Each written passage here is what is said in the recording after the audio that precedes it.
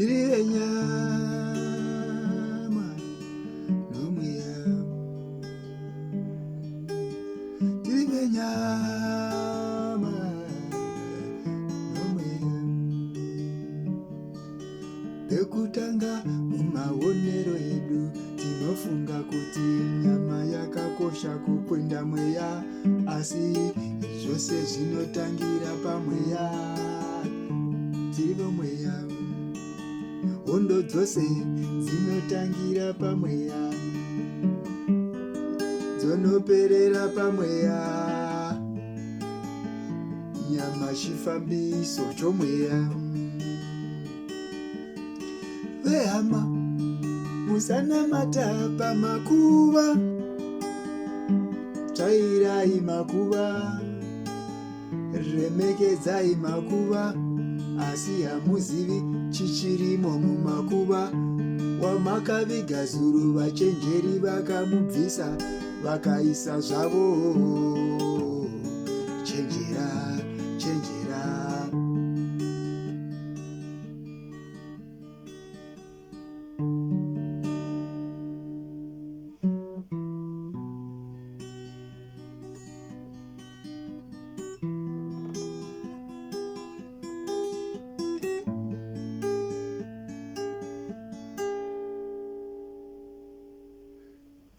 Chatinoona hachisi chose, hachina kuperera, nokuti mumweya ndimo matinofanira kutanga kuona kurarama pasi pezuva,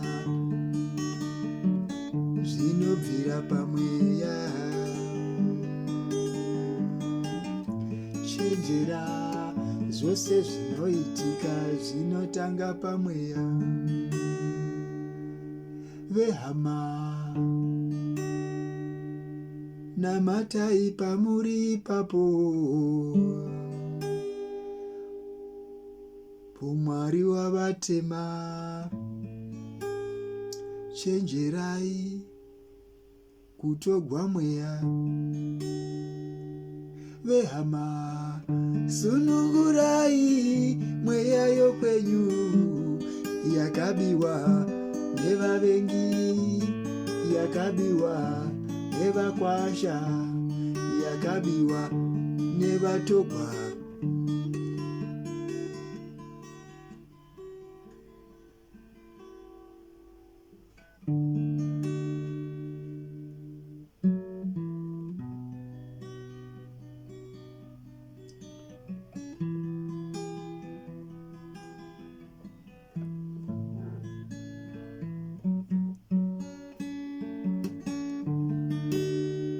Tiri venyama